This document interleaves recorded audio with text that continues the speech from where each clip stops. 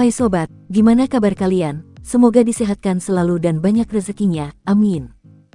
Jangan lupa untuk berlangganan. Dengan Anda berlangganan, Anda menjadi orang pertama di channel ini yang memiliki hak istimewa. Pada kesempatan kali ini, Sabta Novel akan melanjutkan Tales of Herding Gods episode 1806-1810. Untuk melihat video selengkapnya, sahabat bisa kunjungi playlist yang telah Sabta Novel sediakan. Yuk mari, kita berimajinasi bersama dan masuk ke alur ceritanya.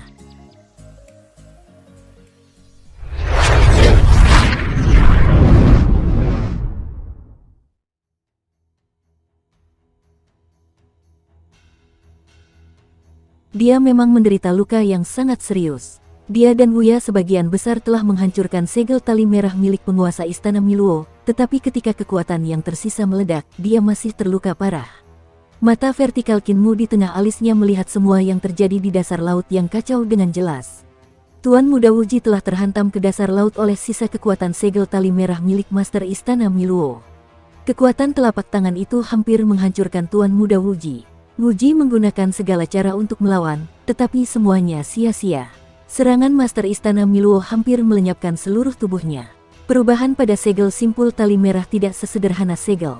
Perubahan rune di dalamnya sangat indah, hampir setiap rune di dalam simpul itu tercetak pada setiap rune ki vital Wuji, dengan kuat menekan kultivasinya. Kalau saja simpul merah itu tidak sebagian besar sudah aus, segel penguasa Istana Miluo pasti sudah memusnahkan kultivasi Wuji dan langsung membunuhnya. Justru karena Kinmu telah melihat kejadian ini, dia berani bersikap begitu yakin. Kalau tidak, dia pasti sudah meninggalkan Tuan Muda ketiga dan Tuan Muda keempat di sini dan berbalik untuk pergi pada saat pertama.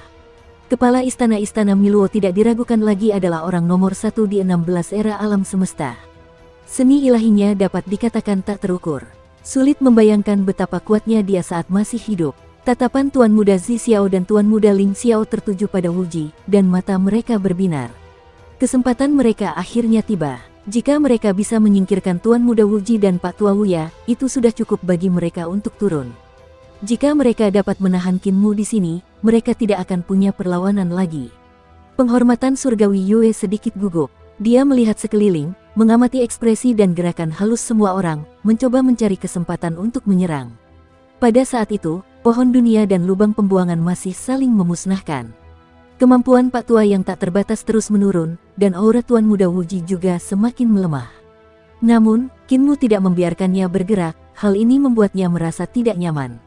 Semua orang di jurang besar itu tidak bergerak, hanya riak-riak mengerikan yang meletus ketika pohon dunia dan lubang pembuangan itu saling memusnahkan yang mendatangkan malapetaka. Tiba-tiba, suara sitar perlahan terdengar. Di sekitar Tuan Muda Zi Xiao, ribuan negeri asing muncul sekali lagi, berubah menjadi surga agung yang suci dan hikmat. Tuan Muda Ling Xiao mengangkat tombak daunnya dan menusukkannya ke lautan kekacauan. Itu seperti jarum dewa yang menstabilkan riak-riak lautan kekacauan. Pak Tua Wuya berusaha sekuat tenaga untuk mengaktifkan pohon dunia, mencoba menstabilkan tren pemusnahan pohon dunia dan lubang pembuangan. Di antara semua orang, dialah yang paling menderita. Puncaknya adalah pada akhir zaman ke-16. Pada saat itu, ada banyak praktisi Tao dan jumlahnya tak terhitung. Itu juga merupakan masa ketika dia paling kuat. Dia tak tertandingi. Namun, ketika dia tiba di zaman ke-17, dia tidak menyangka Tai Yi akan menyelinap dan merasuki Tai Yi dari zaman ke-17. Tai Yi langsung menebas tubuh utamanya dengan kapak dan membakar api ketenangan yang membara. Setelah kebangkitannya, pohon dunia tidak pernah pulih ke puncaknya. Kultivasinya saat ini bahkan tidak mencapai 1% dari saat puncaknya. Jika dia meninggal di sini, itu akan terlalu pengecut. Dia mendongak dan menatap langit. Daun teratai yang digunakan Kinmu untuk menyegel pintu masuk Great Abyss telah dihancurkan oleh simpul merah milik Master Istana Miluo, memberinya kesempatan untuk melarikan diri. Akan tetapi, Kinmu dan yang lainnya tidak bergerak, jadi dia juga tidak berani melakukan gerakan apapun. Pada saat itu, siapapun yang melakukan gerakan pertama dapat dikepung dan diserang oleh yang lain. Tuan Muda Wuji menahan luka-lukanya dan melihat sekeliling. Dia mencibir, jika guru tidak bisa membunuhku, maka jangan pernah berpikir tentang itu. Kalian semua berpikir bahwa guru dapat menyingkirkanku setelah melukaiku dengan serius dan mengorbankan sampah tua itu. Wuya, benar-benar mimpi musim semi dan musim gugur. Bukankah kalian terlalu meremehkanku? Di bawah kakinya, singgasana teratai yang hancur muncul sekali lagi. Ia berputar terus-menerus dan menyusun kembali dirinya sendiri. Daun-daun teratai yang hancur di permukaan laut juga dipulihkan sekali lagi. Tombak Dao di tangan Tuan Muda Ling Xiao yang menekan lautan kekacauan primal bergetar terus-menerus. Sebagian tidak dapat menekan lautan kekacauan primal, dan ekspresinya tidak dapat menahan diri untuk tidak menjadi serius.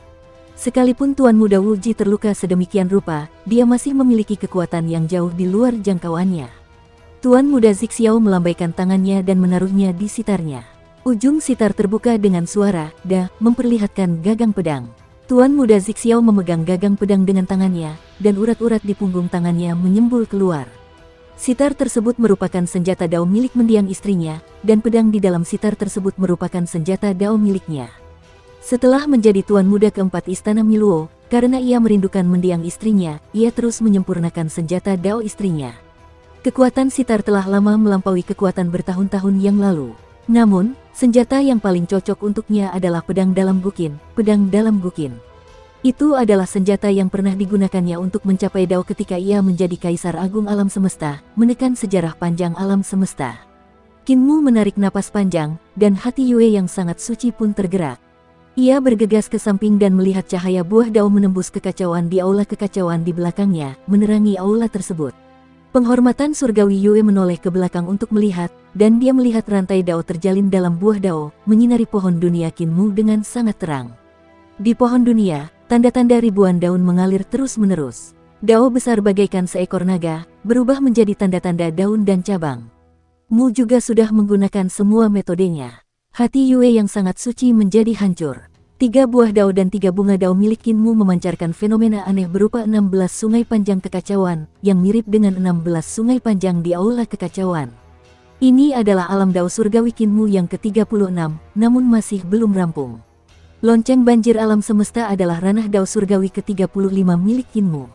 Dia telah mengolahnya 3000 tahun yang lalu, tetapi Qin Mu telah menghabiskan lebih dari 3000 tahun di ranah Dao surgawi ke-36, dan itu hanya dalam bentuk awalnya, dia belum sepenuhnya mengolah ranah ini. Di alam Dao surgawi ke-35, Su Senghua, Lan Yutian, Kaisar Pendiri, Awal Tertinggi, dan yang lainnya telah banyak membantu Qin Mu. Namun, ketika ia mencapai alam Dao surgawi ke-36, bahkan keberadaan seperti Su Senghua dan Lan Yutian tidak dapat membantunya sedikitpun, ia hanya dapat memahaminya sendiri secara perlahan. Qin Mu bahkan merasa bahwa tingkat alam Dao ini mungkin mengharuskannya untuk kembali ke masa lalu dan mengalami 16 zaman alam semesta sebelum ia dapat menyelesaikannya. Akan tetapi, seni ilahi yang terkandung dalam alam Dao surgawi ke-36 sudah memiliki kekuatan yang luar biasa. Qin Mu siap menggunakan jurus ini, yang menunjukkan bahwa dia tidak cukup percaya diri untuk menghadapi situasi saat ini. Jurus ini belumlah matang, jadi jika ia menggunakannya secara gegabah, ada kemungkinan besar pihak lain akan menggagalkannya dan menempatkannya dalam posisi pasif. Memercikkan, Pak Tua Wuya mengambil segenggam air kekacauan untuk membersihkan noda darah di wajahnya, memecah kesunyian. Wajahnya tidak lagi ramah dan bersahabat seperti sebelumnya, dan ada aura hijau di wajahnya. Dia mencibir dan berkata, "Wu Ji, kita hanya punya satu cara, dan cara itu adalah membunuh mereka semua. Setelah itu, aku akan meninggalkan Xin Hole, dan kau juga bisa melarikan diri." Sebelum dia bisa menyelesaikan kata-katanya, Tuan Muda Wu Ji telah membuat gerakan yang berani. Ledakan, lautan kekacauan primordial mendidih, mengguncang tangan Tuan Muda Ling Xiao hingga gemetar. Tombak Dao tidak dapat menahan lautan kekacauan primordial ini. Tuan Muda Ling Xiao melompat tinggi dan berputar di udara. Dia mencabut tombak Dao dan mengayunkannya ke arah Wu Ji. Pada saat yang sama, Tuan Muda Zi Xiao mencabut pedang di sitarnya. Suara sitar bergema dan terbang di sekelilingnya. Dalam sekejap, sosoknya yang tak terhitung jumlahnya dapat dilihat di mana-mana di surga yang luas di negeri asing, menusuk ke arah Wu Ji dari segala arah. Di sisi lain, Pak Tua yang tak terbatas berteriak keras. Dia tidak peduli apakah pohon dunia akan rusak atau tidak, dan dia menusukkan akar yang tak terhitung jumlahnya ke lautan kekacauan. Hantu buah yang tak terhitung jumlahnya muncul di pohon dunia, dan sosok Pak Tua yang tak terbatas melayang di antara mereka. Dia merentangkan tangannya keluar, dan cabang-cabang pohon dunia yang tak terhitung jumlahnya di belakangnya langsung berubah menjadi lengan. Pohon dunia itu bagaikan monster yang memiliki lengan yang tak terhitung jumlahnya, dan masing-masing tangannya mengeluarkan seni ilahi untuk menyerang Ling Xiao, Zi Xiao, dan Qin Mu. Pada saat itu, Qin Mu melangkah maju sambil menghadapi ribuan seni ilahi. 16 sungai kekacauan berputar di sekitar tubuhnya, dan waktu dan ruang yang tak terbatas muncul. Seni ilahi Pak Tua tanpa batas melewati 16 sungai kekacauan, mereka menghilang ke dalam waktu dan alam semesta yang tak terbatas. Seni ilahinya tidak benar-benar menghilang. Sebaliknya, mereka terus melewati ruang dan waktu. Beberapa mungkin mencapai sisi Kinmu di saat berikutnya, sementara yang lain mungkin membutuhkan ratusan ribu tahun atau bahkan jutaan tahun untuk mencapai sisinya. Ada juga seni ilahi yang mungkin membutuhkan miliaran tahun atau bahkan ratusan miliar tahun untuk mencapai sisi Kinmu. Pada saat itu, akan menjadi masalah apakah lelaki tua Wuya ada di sana atau tidak. Ini adalah salah satu kegunaan menakjubkan dari surga ke-36 alam Dao Kinmu. 16 sungai panjang kekacauan bersilangan di sekitar Kinmu, membentuk lingkaran besar. Lingkaran-lingkaran ini bukanlah lingkaran sempurna, tetapi cukup untuk memblokir semua serangan. Dapat dikatakan bahwa mereka kebal terhadap semua mantra. Di samping Tuan Muda Wuji, daun-daun teratai tumbuh menjulang seperti hutan daun teratai, menghalangi langkah kaki mereka bertiga. Di tengah hutan itu terdapat Tuan Muda Wuji dan 16 platform teratai tingkat jalan. Tuan Muda Wuji melambaikan lengan bajunya, dan lautan kekacauan membubung ke angkasa, tergantung terbalik.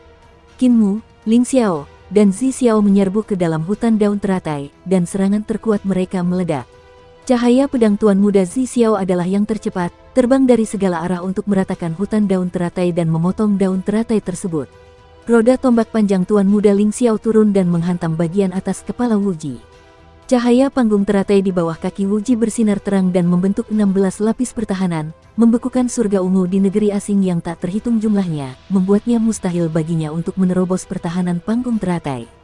Namun, pada saat berikutnya, 16 sungai kekacauan Kinmu menembus pertahanan panggung teratai tingkat 16, memungkinkan tombak Tuan Muda Ling Xiao menghantam bagian atas kepala Wuji. Tuan Muda Langit Ungu pun segera mengendalikan pedang Dao miliknya untuk menyerang panggung teratai. Ledakan, Wuji hancur bersimbah darah oleh tombak itu. Ia meraih tangkai daun teratai dan menusukkannya ke dada Ling Xiao. Tangannya yang lain meraih ujung tombak dan mengayunkan Ling Xiao ke arah Kinmu.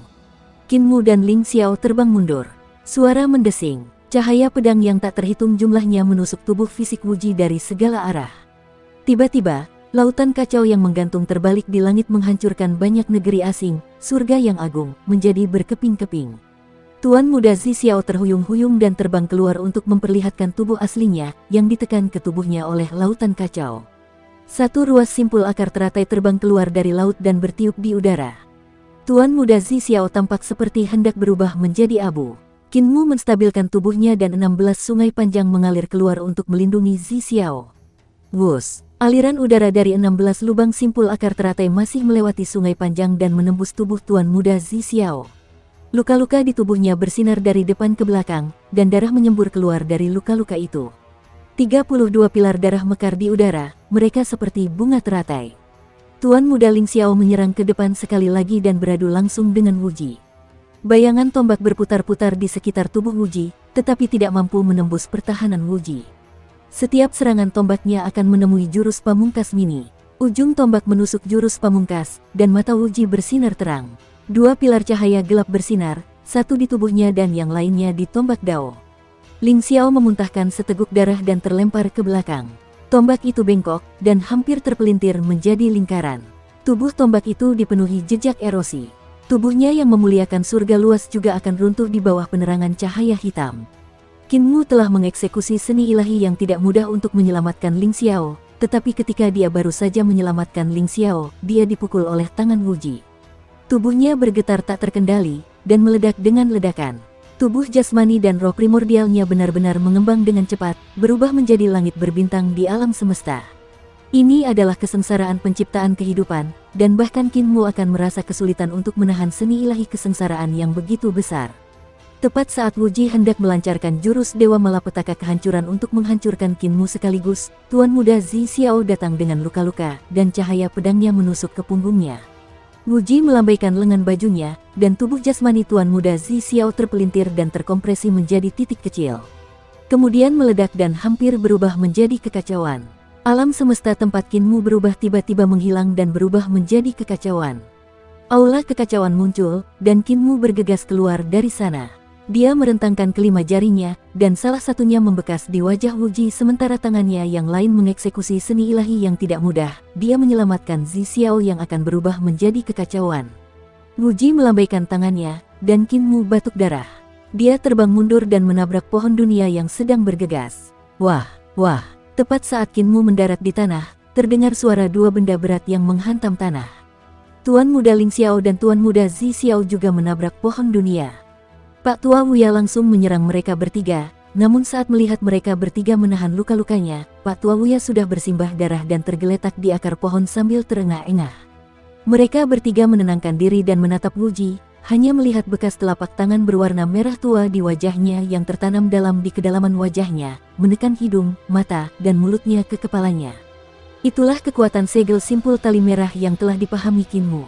Ling Xiao meluruskan tombak Dao Ling Xiao dan memakukan Wuji ke panggung teratai sementara pedang Dao Zi Xiao memotong semua kelopak di panggung teratai. Wuji batuk darah berulang kali dan ingin berjuang, tetapi dia tidak bisa. Zi Xiao memanggil sitar kuno dan suara sitar pun terdengar, bersiap memberikan pukulan terakhir kepada Wuji dan lelaki tua Wuya. Pada saat yang sama, suara Guqin juga datang dari aula kekacauan di belakang Qin Mu. Penghormatan surgawi Yue duduk di aula dengan ekspresi tenang saat ia memainkan lagu yang diciptakan oleh mendiang istri Zi Xiao.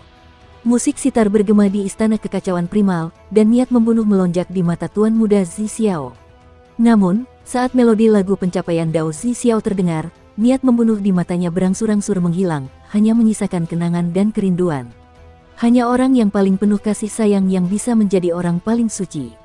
Akan tetapi, bahkan orang yang paling penyayang dan suci pun dapat dengan mudah dimanfaatkan oleh orang lain. Tuan Muda Zi Xiao mampu mencapai tahap ini dan menjadi Tuan Muda Istana Miluo karena emosinya terkonsentrasi dan kuat. Namun, kelebihan ini juga menjadi kelemahannya. Saya masih belum bisa menghadapi wanita ini secara pribadi. Tuan Muda Zi Xiao benar-benar ingin berhenti mendengarkan lagu Dao. Ia ingin segera membunuh Dewa Yue dengan suara sitar. Namun, ia tidak dapat bergerak. Seiring berjalannya waktu, kerinduannya kepada mendiang istrinya semakin dalam dan semakin kuat. Meskipun dia tahu bahwa kerinduan semacam ini sangat merugikannya, dia tidak sanggup untuk menyerah. Setelah menyerah, dia bukan lagi dirinya. Ling Xiao, kata Tuan Muda Zi Xiao dengan susah payah. Sebenarnya, dia tidak perlu mengingatkannya lagi, Tuan Muda Ling Xiao sudah bergerak. Langkah Tuan Muda Ling Xiao sangat agresif dan menentukan. Dia langsung menyerbu ke aula kekacauan di belakang Qin Mu dan menggunakan gerakan mematikannya yang paling kejam untuk menyerang Yue, sang dewa surgawi. Dewa Yue sama sekali bukan tandingannya. Bahkan jika dia menggunakan tubuh fisik Dewa Yue yang luas, Dewa Yue pasti tidak akan bisa menghalangi satu gerakan pun darinya. Qin Mu memblokirnya dengan tubuhnya, dan 16 sungai kekacauan primordial berputar di sekelilingnya, memblokir serangan Ling Xiao. Old Seven, gerakanmu ini belum sempurna, masih jauh dari sempurna. Tuan Muda Ling Xiao melolong panjang dan menyerbu ke dalam 16 sungai kekacauan purba. Sosoknya bagaikan tombak panjang, menunggangi angin dan memecah ombak saat ia langsung menyerangnya. Dia melambaikan tangannya, lalu bayangan tombak menusuk ke dalam sungai, membekukannya dan membuatnya tidak dapat bersirkulasi. Dibandingkan dengan ketidakberdayaan Pak Tua Wuya saat menghadapi gerakan Qin Mu, dia jauh lebih santai. Tidak ada seni ilahi Pak Tua Wuya yang dapat melakukan apapun terhadap Qin Mu, tetapi dia dapat melihat kelemahan dalam teknik dan seni ilahi Qin Mu. Ledakan, Tuan Muda Ling Xiao menerobos 16 sungai kekacauan, dan keduanya saling bertabrakan. Qin Mu menggunakan tangannya sebagai pedang, dan bab pembukaan surga pun meledak. Tuan Muda Ling Xiao mengeksekusi seni ilahi agung yang diciptakan oleh Tuan Istana Mikrov untuk menghadapi Tuan Tiandu. Keduanya bertarung dengan cepat di depan aula kekacauan, dan sosok mereka langsung melesat turun. Cici suaranya yang merdu. Lubang berdarah ada di sekujur tubuh Qin Mu, dan bab pembukaan surga hancur total. Sial, lonceng banjir semesta yang telah menekan lelaki tua Wuya terbang mendekat, dan dengan suara lonceng itu, Tuan Muda Ling Xiao terlempar. Begitu tubuhnya terbang keluar, tombak Dao yang telah menusuk dada Tuan Muda Wuji terbang mendekat dan menusuk lonceng banjir semesta, hampir menembus lonceng besar itu. Lonceng besar itu berputar dan gagang tombak diarahkan ke arah Tuan Muda Ling Xiao. Tuan Muda Ling Xiao mengulurkan tangannya saat dia terbang mundur. Dia meraih gagang tombak dan menjentikkannya dengan kuat, membuat lonceng besar itu terbang. Di akar pohon dunia, lelaki tua Wuya berjuang untuk bangkit. Melihat situasi ini, dia menggertakkan giginya dan memanggil mana yang tersisa untuk mengirim ketiga orang itu terbang dari pohon. Kekuatan pohon dunia tidak lagi seperti dulu. Ia membawa lelaki tua Wuya dan bergegas keluar dari jurang besar di lubang pembuangan. Pada saat yang sama, di platform lotus dari lubang pembuangan, Tuan Muda Wuji akhirnya bangkit.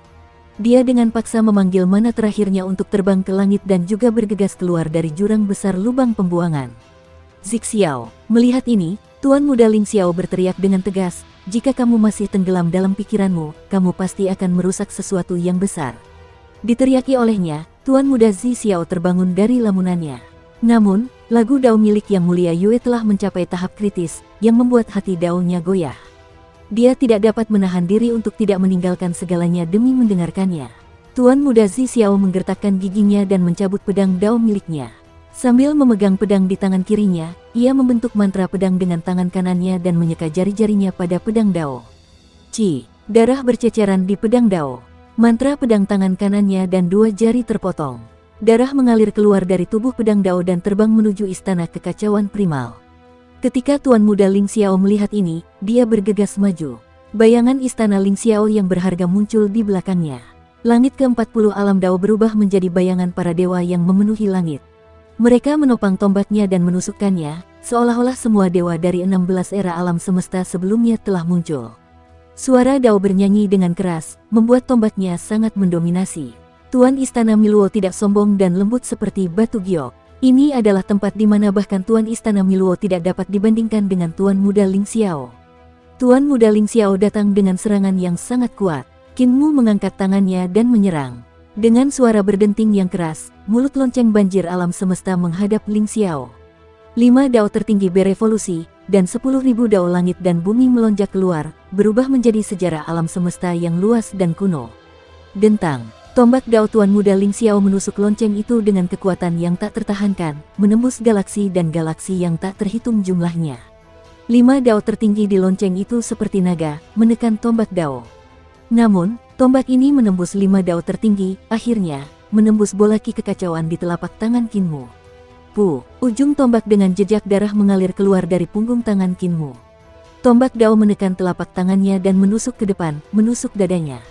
Tuan Muda Ling Xiao melangkah maju dengan sekuat tenaga, memegang tombak di kaki Qin Mu saat ia menginjak laut kekacauan. Ia berlari kencang dan memaksanya menjauh dari aula kekacauan. Cahaya darah di pedang Dao Tuan Muda Zixiao terbang melewati punggung Tuan Muda Ling Xiao dan masuk ke aula kekacauan. Pada saat yang sama, hati Qin Mu bergerak sedikit dan menutup pintu. Ketika pintu hendak menutup, cahaya darah telah terbang ke aula melalui celah. Suara dentang terdengar dan suara sitar di aula pun terhenti. Kesadaran Tuan Muda Zixiao langsung pulih, dan sedikit kesedihan muncul di matanya. Dia tiba-tiba menggulung sitar mendiang istrinya dan terbang ke udara.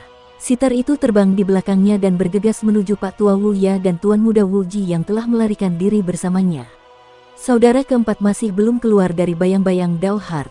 Tuan Muda Ling Xiao sedikit mengernyit. Meskipun dia tidak melihat kejadian di aula kekacauan primal, dia dapat menebak dari alunan musik sitar bahwa cahaya pedang Zixiao tidak membunuh Yang Mulia Yue secara langsung. Sebaliknya, cahaya pedang itu memotong senar sitar Yang Mulia Yue terlebih dahulu, lalu membunuh Yang Mulia Yue dengan satu tebasan pedang.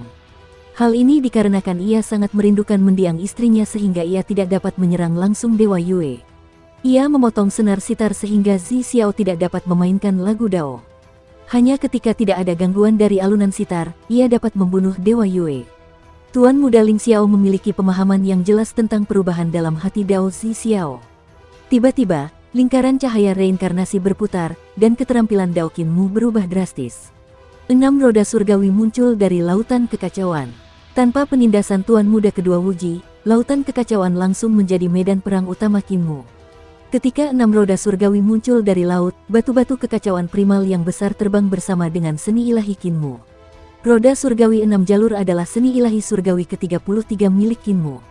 Berdiri di permukaan laut, batu-batu kekacauan utama terus bergabung dengan roda surgawi 6 jalur, dengan cepat membentuk jalur reinkarnasi. Jantung Tuan Muda Ling Xiao berdebar karena takut, dan dia segera menghunus tombaknya dan pergi.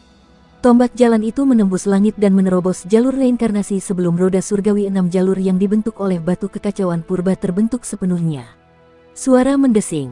Di bawah, lengan baju Qin Mu bergetar dan lautan kekacauan membubung ke angkasa, semakin tinggi dan tinggi, mengikutinya dari dekat. Di kedua sisi Tuan Muda Ling Xiao, jurang besar runtuh dengan cepat. Batu-batu kekacauan besar jatuh dari kedua sisi dan tersapu oleh roda surgawi 6 jalur yang semakin tinggi dan tinggi, menjadi bagian dari roda surgawi 6 jalur. Dia menghancurkan jurang besar yang menjadi lubang pembuangan.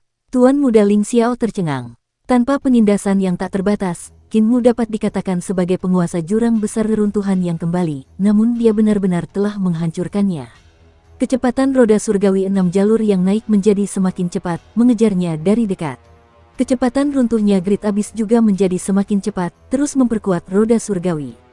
Melihat bahwa ia tidak akan mampu lolos dari jurang besar reruntuhan yang kembali, Tuan Muda Ling Xiao tiba-tiba berbalik di udara dan menusuk roda surgawi 6 jalur dengan tombaknya. Di dalam roda surgawi, Qin Mu mengangkat kepalanya dan batu-batu kekacauan di laut beterbangan, berubah menjadi pedang batu di tangannya. Qin Mu mengangkat pedangnya dan menusukkannya ke atas. Tombak Tuan Muda Ling Xiao menusuk ke dalam roda surgawi 6 jalur, namun cahaya pedang kekacauan Qin Mu menembus jantung alisnya. Tuan Muda Ling Xiao mendengus teredam dan terlempar tinggi ke angkasa, terpental keluar dari jurang besar reruntuhan yang kembali. Dia mengangkat tangannya dan menyeka bekas luka berdarah di jantung alisnya, tetapi dia tidak merasakan apapun yang aneh. Tubuhnya masih melayang mundur, dan dia semakin menjauh dari jurang besar yang runtuh itu. Jurang besar yang runtuh yang tergantung di langit runtuh dan jatuh dari dalam. Tak lama kemudian, dengan suara keras yang menggetarkan dunia, roda surga yang terbuat dari batu kekacauan membelah lubang pembuangan yang runtuh. Kemudian, terdengar gemuruh keras lainnya. 5 roda surga lainnya berputar sendiri dan membelah lubang pembuangan, mereka muncul di layar langit. Di balik layar langit adalah lautan kekacauan yang menutupi langit. Qin Mu berdiri di permukaan laut dalam keadaan bereinkarnasi. Di mata Tuan Muda Ling Xiao, kepalanya berada di atas kakinya, tetapi tempat itu memiliki alam semestanya sendiri. Qin Mu tidak merasakan sedikit pun ketidaknyamanan. Qin Mu tidak menyerangnya. Sebaliknya, dia menyapu lautan kekacauan dan menggunakan sisa-sisa dao agung dari jurang maut untuk menyapu bersih kekosongan terakhir dari istana leluhur. Tuan Muda Ling Xiao berbalik dan berubah menjadi seberkas cahaya yang membelah langit untuk mencari Tuan Muda Zi Xiao, Pak Tua Wuya, dan Tuan Muda Wuji. Si Tua Tujuh memang orang gila. Kalau dia dengan paksa menghancurkan reruntuhan yang kembali dan menyegel istana leluhur, dia pasti tidak akan membiarkan Wuji dan Wuya melarikan diri. Mereka pasti masih berada di istana leluhur. Ia berpikir dalam hati, jika aku membunuh mereka, yang keempat dan aku bisa turun. Qin Mu sepenuhnya menyegel langit istana leluhur sebelum datang ke aula kekacauan. Dia berdiri di depan pintu dan ragu-ragu sejenak sebelum mendorong aula kekacauan terbuka dan berjalan masuk. Di aula kekacauan, 16 sungai panjang kekacauan mengalir di dalamnya. Itu adalah 16 kesengsaraan yang harus dilaluinya untuk menjadi dao kekacauan. Itu adalah sungai-sungai yang tidak berani dia masuki sampai sekarang. Di permukaan sungai kekacauan panjang ke-14, sebuah sitar mengambang di sana dengan tenang.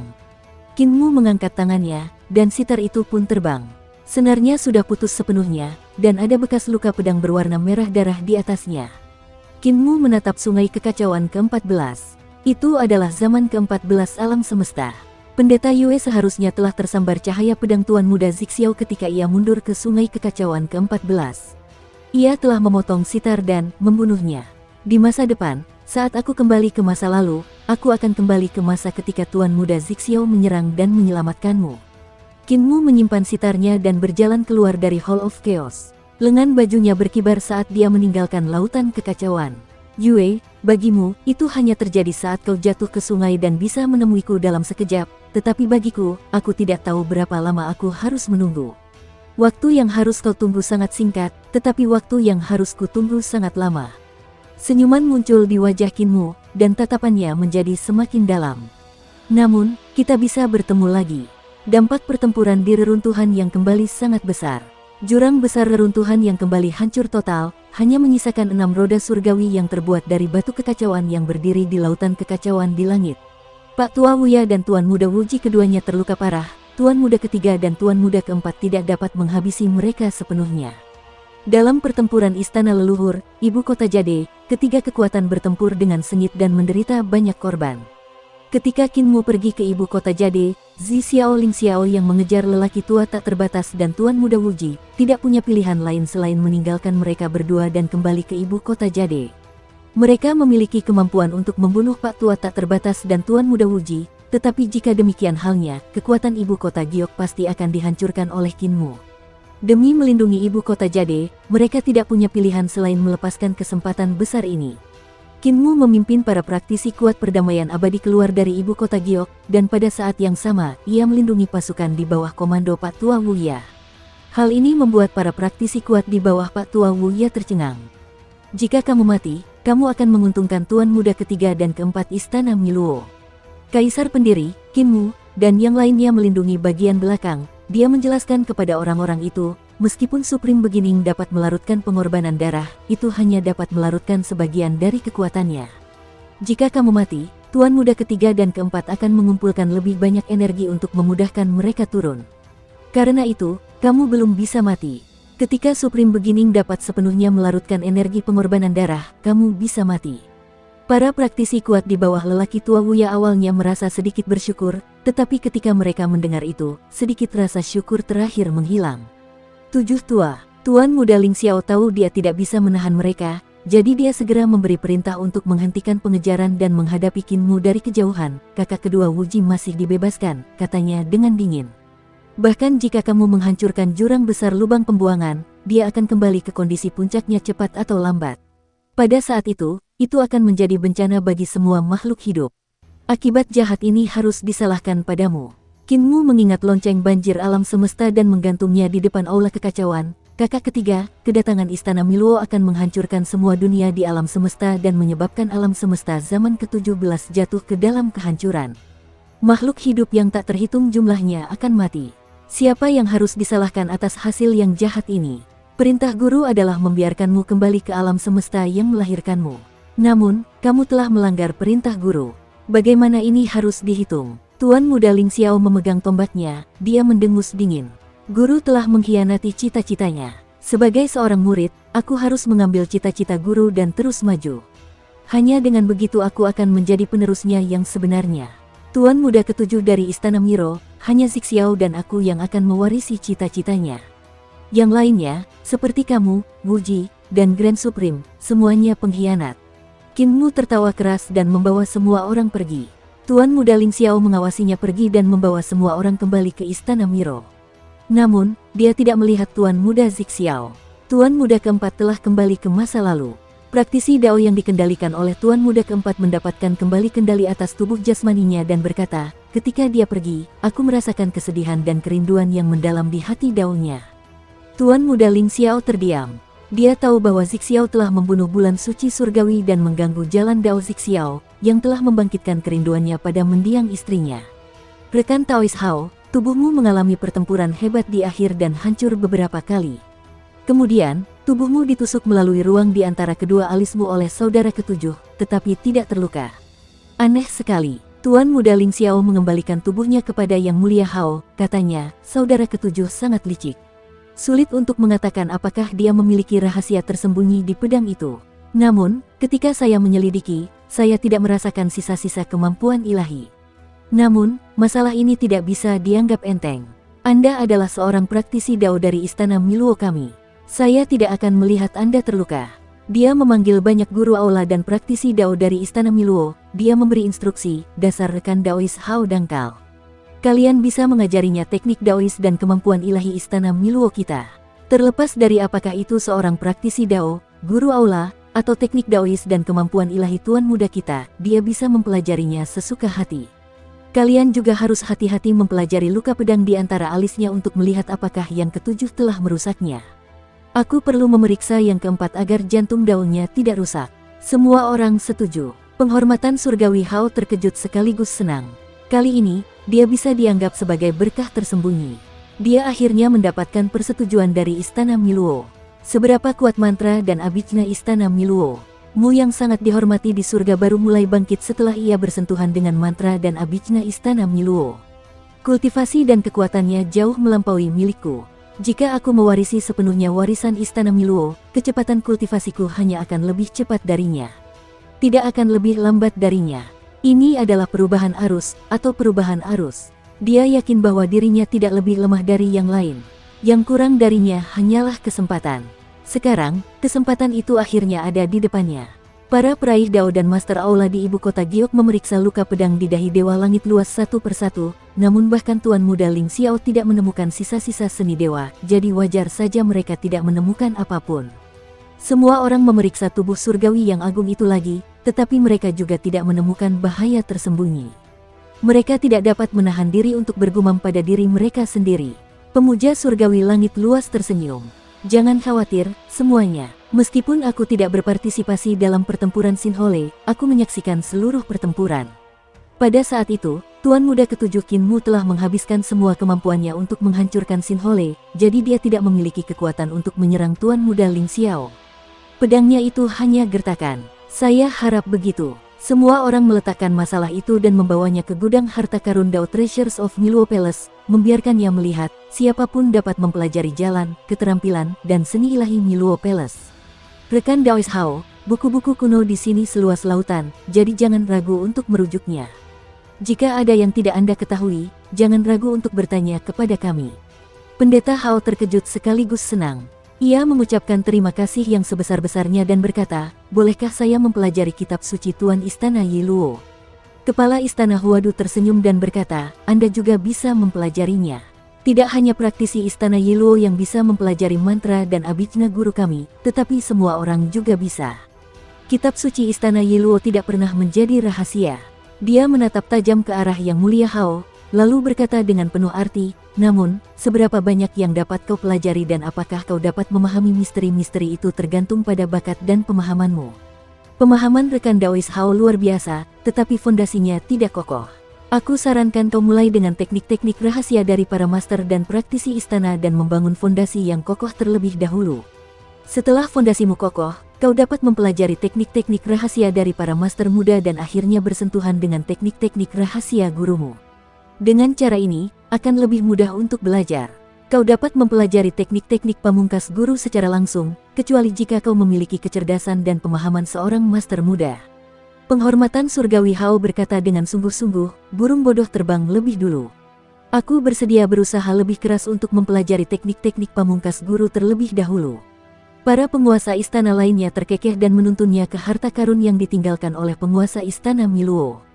Mereka meninggalkannya di sana dan pergi. Jantung Hao Tian yang sangat taat berdegup kencang. Keberuntunganku akhirnya datang. Mu yang sangat taat dapat menjadi Tuan Muda Ketujuh hanya dengan memahami satu rune kekacauan primordial. Aku pasti akan melampauinya saat aku mendapatkan teknik pamungkas Tuan Istana Miluo. Dia membuka buku pertama. Halamannya terbuat dari emas suci seperti perahu emas. Kata-kata yang ditulis dalam rune kekacauan primordial terukir di atasnya. Dukung terus channel YouTube Sabta Novel. Pendeta surgawi Hao Tian menatapnya dengan mata terbuka lebar. Ia pusing dan tidak dapat mengerti sepatah kata pun. Agar dapat memahami kata-kata pada buku ini, dia harus memahami semua perubahan dalam rune kekacauan primordial sebelum dia dapat memahami kedalaman kata-kata itu. Informasi yang terkandung dalam salah satu kata di buku ini mungkin sebanding dengan informasi yang terkandung dalam Dao besar.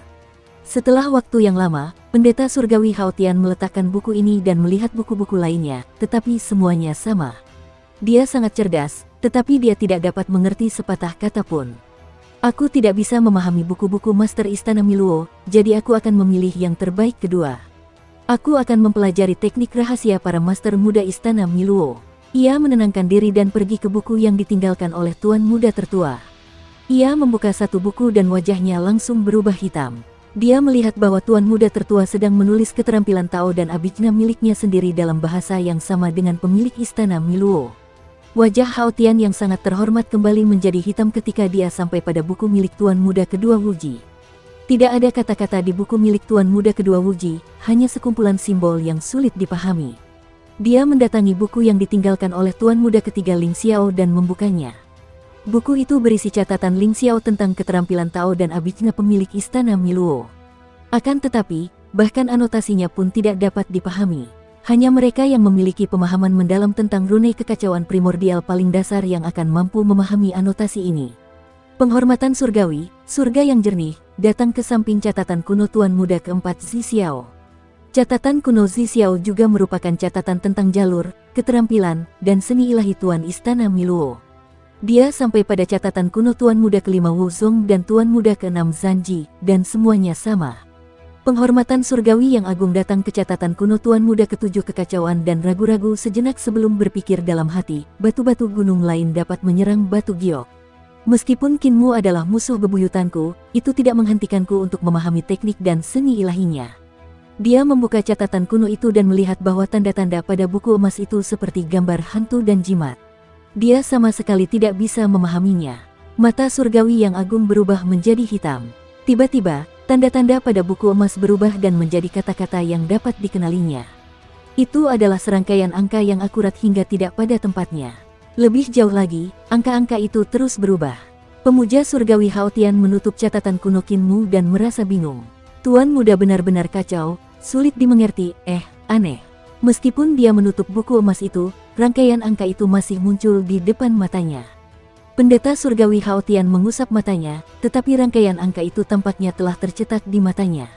Angka-angka itu masih ada di sana, dan masih terus berubah. Mungkinkah Kinmu mengira aku akan membaca catatan kuno yang ditinggalkannya di waktu dan tempat ini, jadi dia menyergapku dengan seni ilahi di dalam buku? Itu tidak mungkin. Ia gelisah dalam hatinya. Rangkaian angka yang terus berubah tampaknya adalah waktu, jadi seharusnya merupakan satuan waktu. Di depan adalah tahun, diikuti oleh bulan. Dari bulan ke tahun, ada sistem ke-12, diikuti oleh matahari, dari hari ke bulan, semuanya dalam sistem desimal. Setelah hari, ada jam, sistem desimal, lalu sistem desimal. Begitu seterusnya hingga superposisi sistem desimal. Pergerakan karakter tampak tidak teratur, tetapi sebenarnya merupakan hasil perhitungan dalam sistem yang berbeda di setiap tahap. Karakter-karakter ini semakin berkurang. Apa yang akan terjadi jika semuanya menjadi nol? Penghormatan surgawi Haotian sedikit bingung. Jumlah tahunnya adalah 93. Dengan kata lain, setelah 93 tahun, semua angka di matanya akan kembali ke nol. Pemuja surgawi yang agung mengesampingkan masalah ini untuk sementara waktu dan pergi untuk melihat seni mutlak milik kepala aula. Namun, itu masih samar dan sulit dipahami. Pada akhirnya, ia hanya bisa sampai pada seni mutlak para praktisi Dao untuk mempelajari pemahaman mereka tentang rune kekacauan primordial milik kepala aula. Pada saat ini, Tuan Muda Ling Xiao telah tiba di zaman ke-10. Dia berdiri di hadapan malapetaka kehancuran zaman ke-10 dan melihat ke dalam sungai kekacauan. Di tengah sungai kekacauan, Tuan Muda Zi Xiao telah kembali ke masa ketika istrinya meninggal. Alam semesta sudah diambang kehancuran. Tepat saat malapetaka kehancuran akan meletus, dia dan istrinya berpelukan erat. Tuan Muda Ling Xiao menatap pemandangan ini dengan linglung. Dia tahu bahwa Zi Xiao telah mengulangi tindakan kelembutan terakhir ini berkali-kali. Setiap kali ia merindukan mendiang istrinya, ia akan selalu kembali ke tempat ini dan memasuki kesengsaraan kehancuran. Ia akan kembali ke dirinya sendiri dari zaman ke-10 dan memeluk istrinya tercinta. Kemudian, ia akan berjuang dan berjuang dengan sekuat tenaga, mencoba menyelamatkan segalanya. Namun, semuanya sia-sia. Kali ini, sama saja. Tuan Muda Ling Xiao tidak melanjutkan menonton. Dia juga menyerah pada rencananya untuk menghibur Zi Xiao dan pergi sendiri. Ada beberapa luka yang tidak dapat disembuhkannya. Zi Xiao, hanya dengan mengalahkan saudara ke-7 dan turun ke zaman ke-17 untuk meneruskan cita-cita guru, kau mungkin bisa menyelamatkan istrimu. Tuan Muda Ling Xiao berpikir dalam hati, sekarang, tidak seorang pun akan mengganggu hati Daomu. Aku harap kamu dapat menenangkan diri dan berjuang demi masa depan. Di mana Yang Mulia Surgawi Yue? Di atas kapal emas yang melintasi dunia, Lang Lang melihat ke sekeliling dan tidak dapat menemukan Yang Mulia Surgawi Yue, jadi dia bertanya dengan bingung.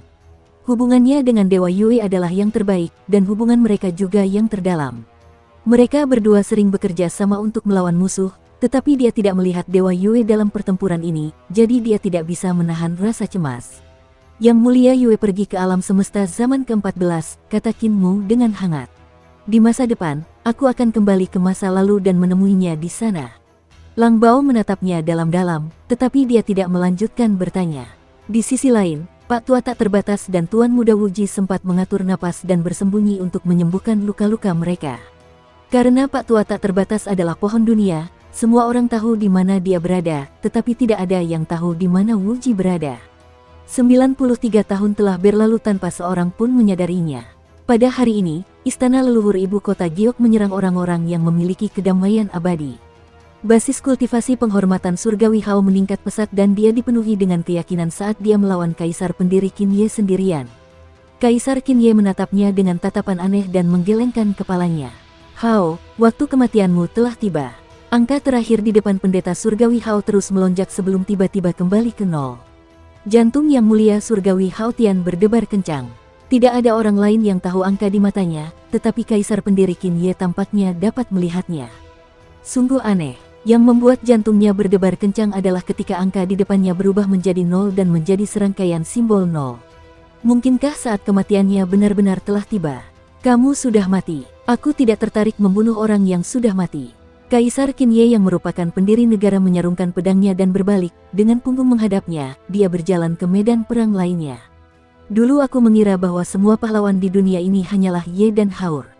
Aku tidak menyangka bahwa ketika aku bangkit kembali, kau sudah begitu tak tertahankan.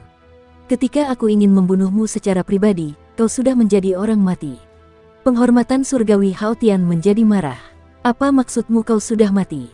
Qinye, aku masih hidup dan sehat. Tepat saat dia selesai berbicara, sebuah seni ilahi muncul entah dari mana dan menghantam tubuh jasmaninya. Kekuatan seni ilahi ini sangat hebat dan muncul entah dari mana.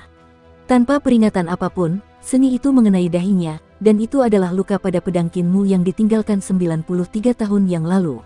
Kepala yang mulia surgawi meledak dengan keras, dan dia diizinkan menggunakan kekuatannya untuk menjadi Dao. Dia juga telah berkultivasi dengan tekun selama bertahun-tahun, memahami pemahaman rune kekacauan primordial oleh praktisi Dao Istana Mikrov, tetapi dia masih tidak dapat memblokir kekuatan serangan ini. Kepala Hao, sang dewa surgawi, hancur berkeping-keping, dan roh primordialnya terlempar keluar dari tubuhnya. Dia tidak dapat menahan keterkejutan dan kemarahannya.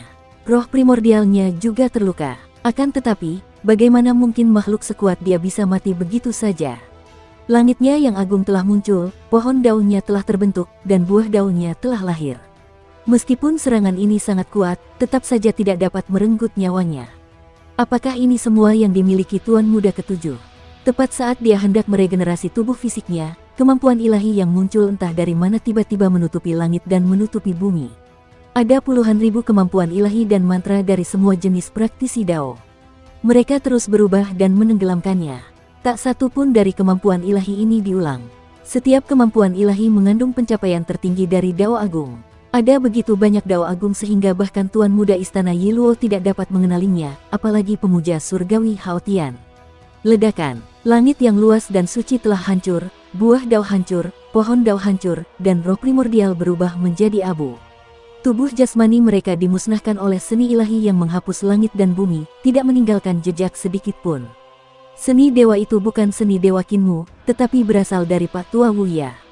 93 tahun yang lalu, dalam pertempuran Xinhole, Pak Tua Wuya menyerang Qinmu. Pohon dunia memiliki puluhan ribu buah dao yang tergantung di atasnya, dan cabang-cabangnya menari-nari di udara. Mereka berubah menjadi lengan yang tak terhitung jumlahnya yang menyebarkan seni ilahi agung dari praktisi Dao Tengah yang tak terhitung jumlahnya. Ketika seni Dewa Agung ini menyerang Qinmu, mereka dihalangi oleh seni Dewa 36 surga alam Dao yang belum lengkap milik Qinmu dan jatuh ke dalam 16 sungai kekacauan. Seni ilahi agung milik Pak Tua Wuya akan melewati sungai kekacauan satu demi satu dalam perjalanan waktu yang panjang, melewati lorong waktu yang tak berujung dan datang ke sisi Qinmu satu demi satu. Namun, Qinmu tidak memiliki kesabaran untuk menghadapinya satu persatu. Jadi, ketika dia menempa roda surgawi 6 jalur dengan batu kekacauan, bersama dengan pedang yang menusuk Tuan Muda Ling Xiao, dia telah mengirimkan semua seni ilahi Pak Tua Wuya ke masa kini 93 tahun kemudian. Seni beladiri milik Pak Tua tak terbatas akan muncul di tempat di mana pedang Tuan Muda Ling Xiao terluka 93 tahun kemudian. Jika Tuan Muda Ling Xiao terus mengendalikan tubuh jasmani yang mulia surgawi yang luas, tentu saja akan mudah untuk menghadapinya. Bagaimanapun, orang tua yang tak terbatas telah terperangkap dalam jurang besar reruntuhan yang kembali 93 tahun yang lalu, dan kultivasinya telah sangat rusak, jadi ancamannya tidak tinggi. Tetapi jika itu adalah hamparan surgawi yang luas, itu benar-benar akan menjadi saat kematiannya. Sekalipun bakatnya tinggi, dia bahkan tidak dapat menghalangi satupun gerakan dari seni beladiri Old Man Boundless yang telah mencapai kesempurnaan. Tuan Muda Ling Xiao dan semua orang di Istana Miluo tidak dapat melihat niat membunuh yang tersembunyi di pedang Qinmu karena mereka baru saja bersentuhan dengan seni bela diri dewa seperti milik Qinmu dan belum mengetahui kedalamannya. Sebaliknya, Kaisar pendiri Qin Ye telah membantu Qin Mu menyempurnakan alam Dao Surga ke-36 bersama dengan Lan Yutian dan yang lainnya, jadi dia memiliki pemahaman mendalam tentang seni suci ini. Oleh karena itu, ketika Kaisar Qin Ye yang pertama kali mendirikan negara menghadapi Khalifah di surga yang Maha Agung, dia langsung melihat bahwa ajalnya telah tiba, dan dia tidak berminat untuk menyainginya. Kaisar Qin Ye yang merupakan pendiri negara menoleh ke belakang dan melihat tubuh dan jiwa surgawi yang agung hancur. Hatinya hancur. Suatu era telah berakhir dengan kematian surgawi yang memuliakan surga yang luas. 10 orang dewata telah menjadi sejarah. Di masa lalu, dia pernah bersaing dengan 10 orang dewa yang sangat dihormati untuk mendapatkan kebijaksanaan dan keberanian dalam menaklukkan dunia. Namun kini, 10 orang dewa yang sangat dihormati itu semuanya telah berubah menjadi debu. Di depannya, Qin Mu tengah bertempur melawan prajurit Dao Tuan Muda ketiga dan Tuan Muda keempat. Lang Bao, Tai Si, Kaisar pendiri Ye Yue, dan yang lainnya juga tengah bertempur dalam pertempuran berdarah. Qin Ye menghunus pedangnya dan menyerbu ke medan perang. Musuh Eternal Peace bukan lagi 10 orang terhormat surgawi, dan sekarang, musuh itu bahkan lebih kuat dan lebih sulit dihadapi. Namun, dia masih harus membawa pedangnya, bukan untuk apapun selain untuk melindungi desa yang riang di dalam hatinya. Kematian Hao, yang mulia surgawi, hanyalah gelombang kecil dalam pertempuran perangkap binatang di Istana Leluhur. Kematiannya hanya membuat Tuan Muda ketiga dan Tuan Muda keempat Istana Miluo menghela napas dalam penyesalan dan melupakannya. Dan pertarungan ini hanyalah pertarungan biasa dalam pertempuran perangkap binatang di Istana Leluhur. 3000 tahun berlalu, dan Qin Fengqing dan Xing An kembali menjadi Dao di Istana Leluhur. Dengan demikian, Lan Yutian meninggalkan Istana Leluhur, dan Zhu Santong mengikutinya kembali ke dunia asal. Tidak lama kemudian, Zhu Santong membawa sekelompok ahli perdamaian abadi ke Istana Leluhur. Mereka melanjutkan pembelajaran berdasarkan pengalaman ini. Seiring berjalannya waktu, situasi di Istana Leluhur menjadi semakin berbahaya. Pria tua Wuling dan Tuan Muda Wuji muncul, mengganggu situasi di Istana Leluhur. Kultivasi Qin Mu menjadi semakin kuat dan menjadi andalan Istana Leluhur. 3000 tahun kemudian, Gong Sun Fu, Pangeran Yuming, dan leluhur Dao juga menjadi Dao. Kaisar pendiri Qin Ye meninggalkan Istana Leluhur dan kembali ke tanah airnya. Zhu Santong mengikutinya ke dunia asal. Putra mahkota Yuming menjadi Dao, dan dia pergi ke dunia asal untuk menemukan orang tuanya yang bereinkarnasi. Dia mengajar Kaisar bela diri Xuan dengan baik sebelum mengirim mereka ke Istana Leluhur. 3000 tahun kemudian berlalu, dan Kaisar Ming dan Kaisar Merah menjadi Dao di Istana Leluhur. 3000 tahun kemudian berlalu, dan Kaisar pendiri Yiyue, kepala desa Sumuza, dan nenek si Yuyu menjadi Dao. Dalam 3000 tahun berikutnya, ada orang-orang yang menjadi Dao satu demi satu, seperti Kaisar Selatan, Hua Xuanxiu, Wei Suifeng, Jiang Yunjian, dan akhirnya, Zhu Santong, Dongyang, dan sisanya juga menjadi Dao. Orang-orang di sekitar Qin Mu berubah-ubah, dan banyak dari mereka kembali ke Istana Leluhur untuk menyampaikan apa yang telah mereka pelajari, mempelajari hasil reformasi perdamaian abadi, dan mendidik keturunan mereka. Satu-satunya yang tidak pergi adalah Ling Yuxiu dan Lang Bao. Kemudian, Naga Kilin, Long Pi, datang. Setelah waktu yang tidak diketahui, Long Pi juga pergi. Setelah beberapa tahun yang tidak diketahui, Tuan Pedagang yang telah bereinkarnasi datang, dan Kaisar Yan Feng juga datang. Mereka tidak pergi setelah datang ke sini. Sang penguasa pedagang yang bereinkarnasi telah melupakan penderitaan di kehidupan sebelumnya dan tidak pernah membangkitkan kenangan di kehidupan sebelumnya. Sekarang dia adalah seorang pemuda yang sangat ceria yang selalu memiliki sikap yang mengagumkan dan optimis. Akhirnya, Lang Xi mengucapkan selamat tinggal pada Qin Mu dan berkata, "Bayi suci, aku berencana untuk pergi." Qin Mu sedang mengolah platform lotus reruntuhannya yang kembali ketika dia mendengarnya dan mengangkat kepalanya. Ada sedikit keraguan dalam tatapannya ketika dia menatapnya. "Bayi suci, aku dulu serakah dan memurnikan kesadaran ilahi kaisar tertinggi untuk kepentinganku sendiri. Selama kurun waktu yang panjang ini, aku telah melihat banyak orang mencapai Dao dan menemukan jalan mereka sendiri untuk membudidayakan bunga Dao dan buah Dao. Namun, aku tahu bahwa jalanku telah habis dan aku tidak dapat maju lebih jauh lagi." Lang Bao berkata dengan lembut, "Setelah aku kembali ke kedamaian abadi, aku akan bereinkarnasi. Tidak banyak pencipta, jadi aku mungkin tidak bereinkarnasi menjadi seorang pencipta. Aku mungkin menjadi monster di hutan, ikan di air, atau wanita dari ras manusia. Kurasa aku akan menjadi seperti Tuan Sang dan tidak akan membangkitkan ingatan dari kehidupanku sebelumnya. Kalau tidak, ras pencipta akan menjadi belenggu di jalanku." Qin Mu berdiri dengan tatapan rumit. Apakah kamu akan kembali? Mungkin tidak. Lang Bao tersenyum. Bayi suci, bisakah kau tinggalkan lukisan lain untukku? Qin Mu mengeluarkan kertas, tinta, dan batu tinta. Dia menatap wanita yang dia sukai sebelumnya dan tidak dapat menulis untuk waktu yang lama. Lang Bao akhirnya pergi dengan sebuah lukisan. Setelah kembali ke klan penciptanya, dia melahirkan seorang anak 2 tahun kemudian dan menamainya si Qin. Namun, dia tidak bereinkarnasi seperti yang dia katakan kepada Qin Mu. Sebaliknya, dia mengajari si Qin dengan saksama dan mendidiknya dengan sepenuh hati, mengajarinya untuk menjadi Raja Dewa generasi baru sang pencipta. Jiang Baigui datang mengunjunginya dan mengamati si Qin cukup lama sebelum bertanya, siapa ayahnya? Lang Bao tersenyum, dia tidak menjawab. Kesuburan sang pencipta sangat rendah, itulah sebabnya dia memuja permaisuri saat itu dan berdoa agar memiliki lebih banyak anak.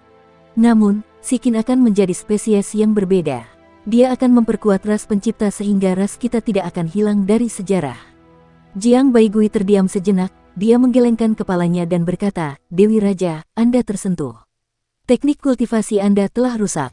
Teknik kultivasi Anda tidak memiliki emosi dan miskin. Ketika Anda memiliki perasaan dan teknik kultivasi Anda rusak, teknik kultivasi Anda akan hilang. Terlepas dari apakah itu indera ketuhanan Anda atau Yuan Qi, mereka akan terus melemah. Saya dapat merasakan bahwa kultivasi Anda tidak maju tetapi malah mundur.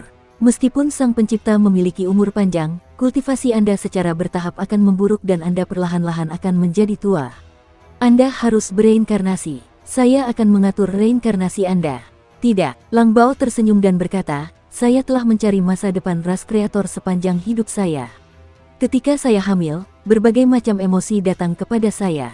Baru pada saat itulah saya merasa bahwa saya adalah orang biasa. Saya tidak ingin si Qin tidak mengenal ayah atau ibunya. Saya akan melihatnya tumbuh dewasa. Jiang Baigui memiliki tatapan rumit di matanya saat dia mengucapkan selamat tinggal dan pergi. Lang Bao mengirimnya keluar dari wilayah sang pencipta. Jiang Baigui berbalik dan menatap wanita aneh ini. Tiba-tiba, dia bertanya, siapa ayahnya? Jika kamu tidak mau memberitahuku, bisakah kamu memberitahuku berapa lama waktu yang dibutuhkan sang pencipta untuk berubah dari hamil hingga melahirkan? Lang Bao tersenyum dan menggelengkan kepalanya. Ia melambaikan tangannya dan berkata, ayahnya hanyalah orang biasa. Jiang Baigui pergi dengan penyesalan. Sekalipun dia punya beberapa tebakan, dia tidak berani memastikannya. Ketika wajah Lang Bao menua dan ia berubah menjadi debu, mungkin tidak seorang pun akan pernah mengetahui rahasia ini.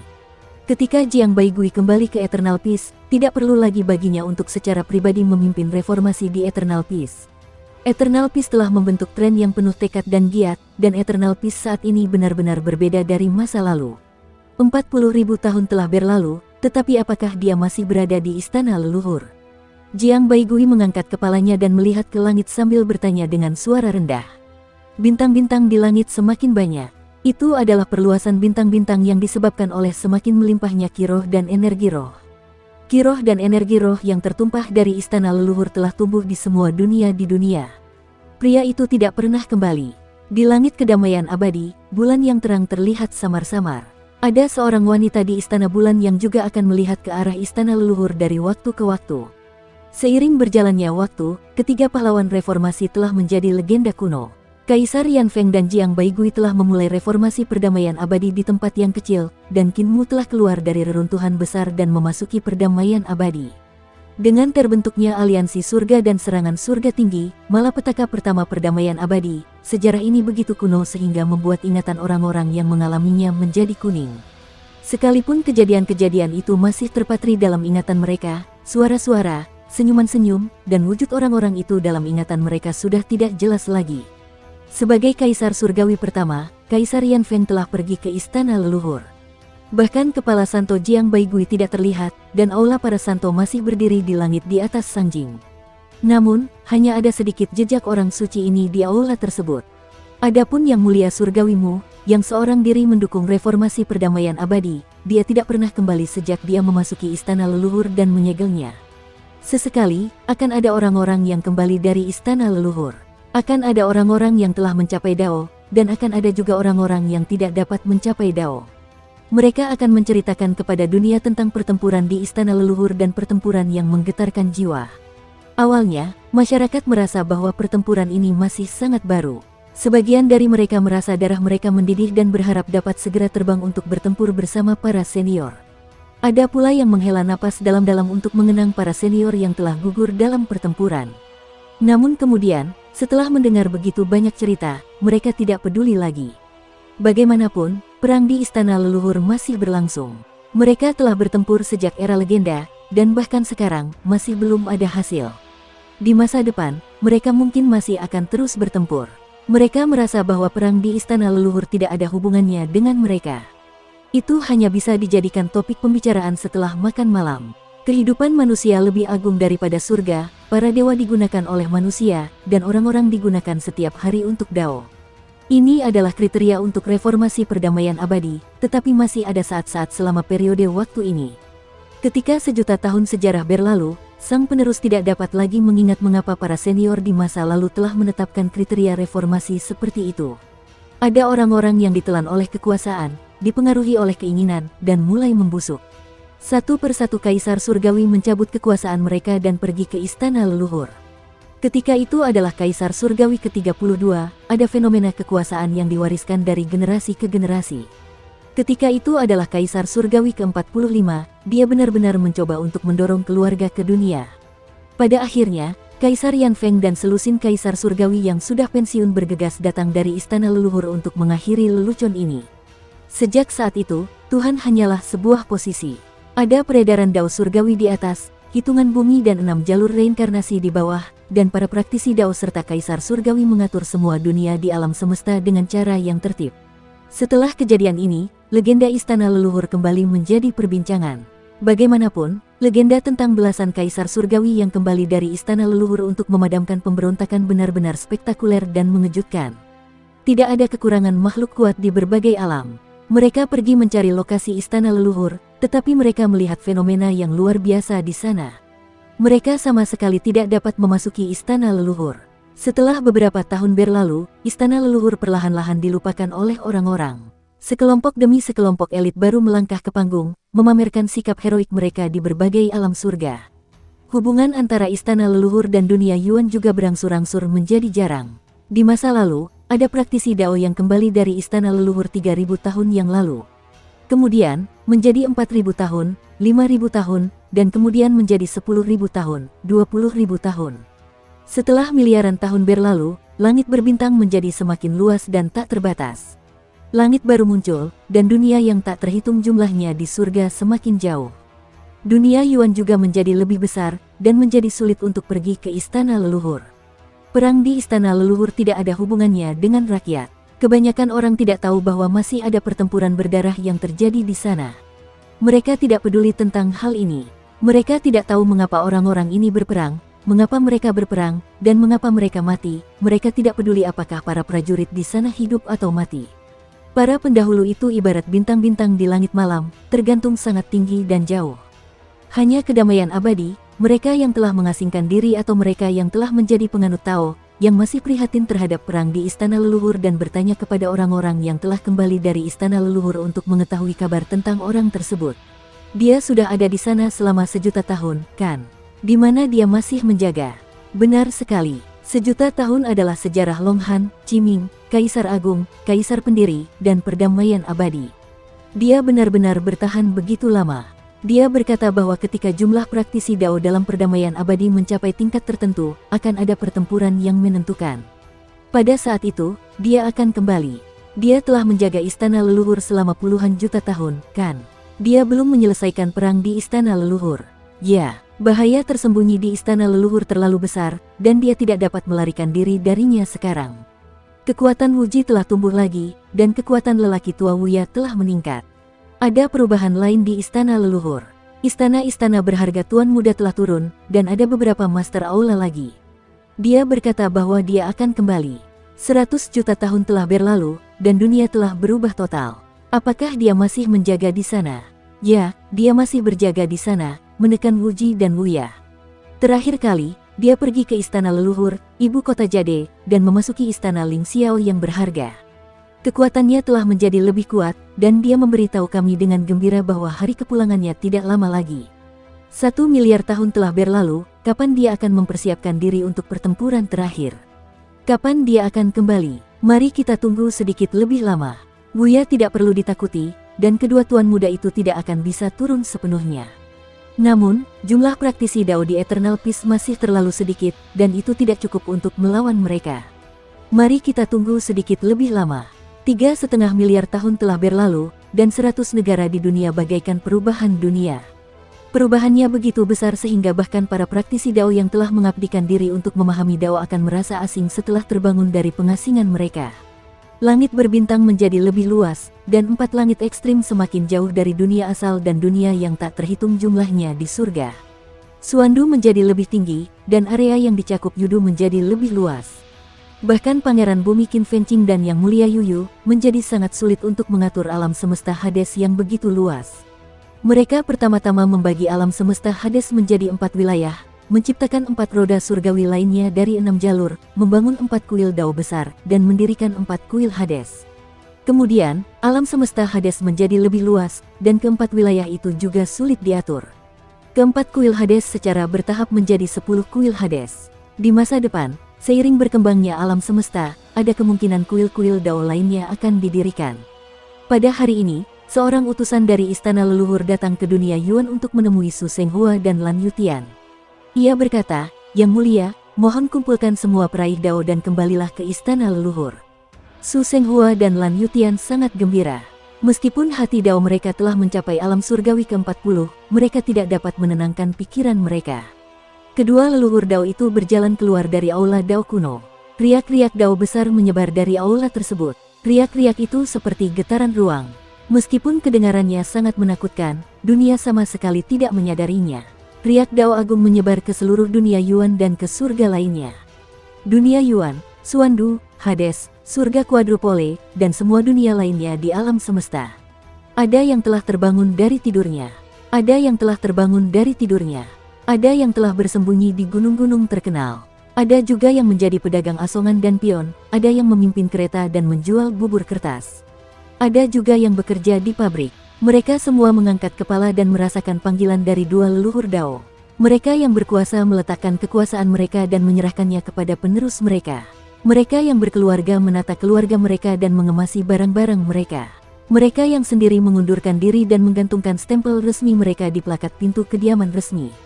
Kebanyakan orang telah melupakan istana leluhur, tetapi mereka masih ingat bahwa mereka mengetahui tentang perang di istana leluhur dan pengorbanan yang dilakukan oleh orang-orang yang tinggal di sana.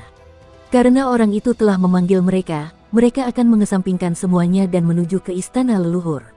Dunia-dunia yang tak terhitung jumlahnya di alam semesta sangatlah jauh.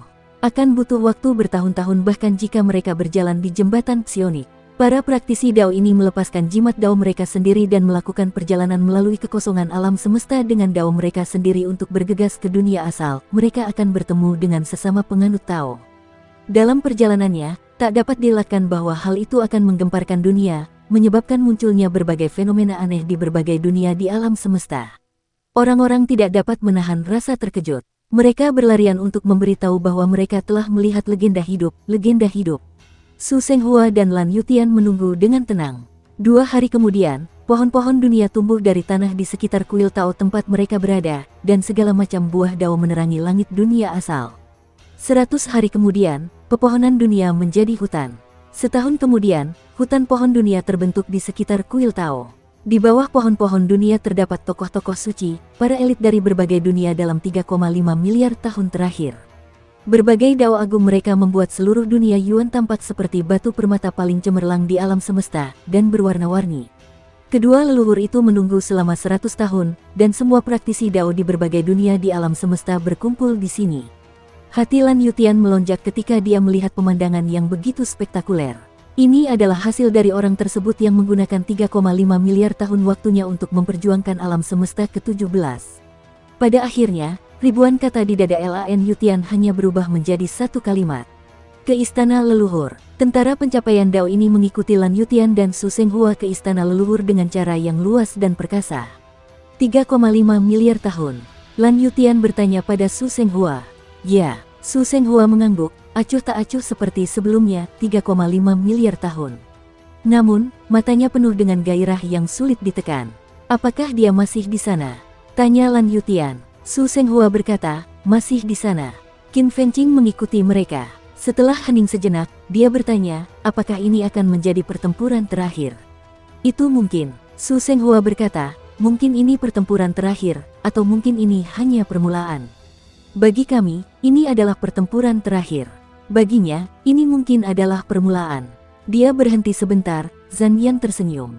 Dia orang yang tidak bisa diam. Ada yang menyebutnya rusa Roe yang konyol. Dia konyol dan ingin tahu tentang segalanya.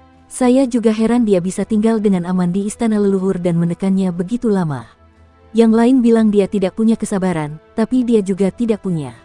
Namun, kali ini, kesabarannya lebih lama dari orang lain. Bagaimana dia bisa datang ke sini selama bertahun-tahun ini? Kaisar Qin Ye mengikuti mereka dan bertanya, setelah aku kembali dari istana leluhur, aku jarang melihatnya. Apakah kalian pernah ke istana leluhur? Dia tidak mengizinkan kami kembali karena takut membuat ular itu waspada. Su Senghua menggelengkan kepalanya. Kami juga belum kembali. Xing'an membawa peti itu dan berjalan mendekat. Di dunia ini, selain kita, hanya sedikit orang yang mengenalnya. Jiang Baigui berjalan mendekat dan berkata dengan acuh tak acuh, sudah cukup kita saling mengenal. Xing'an meliriknya. Kedua orang suci itu tidak berhubungan baik satu sama lain. Tatapan mata Jiang Baigui mencari-cari di antara para praktisi Tao, dan akhirnya dia menemukan seseorang. Dia melangkah maju dan bertanya, Patriark Pencipta Qin, di mana ibumu? Umur hidup ibu telah habis ketika aku menjadi seorang Taois. Wajah Patriark Qin muram. Dia berkata, aku mengatur agar dia bereinkarnasi, tetapi dia tidak ingin membangkitkan kehidupan sebelumnya. Dia bersedia menjadi kehidupan yang benar-benar baru. Aku sering pergi menemuinya, dan dia hidup dengan baik sekarang. Dia tidak mengenalku lagi. Dia membawa sebuah lukisan di punggungnya dan berkata bahwa sebelum Lang Zhen meninggal, dia memintanya untuk membawa lukisan ini untuk menemui orang di istana leluhur. Bolehkah aku melihatnya? Tanya Jiang Baigui. Patriark Qin menurunkan lukisan itu dan menyerahkannya kepadanya. Jiang Baigui membuka lukisan itu. Ada sebuah danau giok di dalam lukisan itu. Ada bunga-bunga di danau itu. Di sampingnya ada seekor ular hijau besar yang divisualisasikan dengan indera spiritual. Kepala ular hijau itu sangat lebar. Lang Bao berdiri di atas kepala ular itu. Ekspresinya tidak dingin dan muram, tetapi memiliki sifat pemalu seperti gadis muda. Di sampingnya, seorang pemuda membayangkan setangkai bunga dan memberikannya padanya. Jiang Baigui menutup lukisan itu dan mengembalikannya kepada pemimpin klan Qin. Setelah beberapa saat, Jiang Baigui mengangkat kepalanya dan berkata, jika surga memiliki cinta, surga akan menjadi tua. Raja Dewa memilih untuk menjadi tua dan tidak boleh mengganggunya.